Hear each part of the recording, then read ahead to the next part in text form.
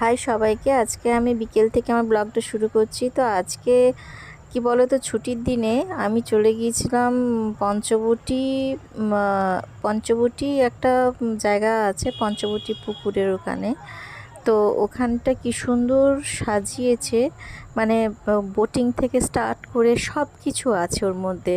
এবং এখন মানে দেখলাম যেটা হর্স রাইডিংও হবে, সেই তুলনায় হর্সও নিয়ে আর ওই যে আমি এখানে উপরে উঠে একটু হাঁটাহাঁটি করছিলাম। এত সুন্দর জায়গাটা আমার লাগছিল, বেশ ভালো, খুব একটা মানে খারাপ আমার লাগেনি। লাইটিং, আমি তো এই মানে লাইটিং টাইটিং দিয়ে বেশ সাজিয়েছে।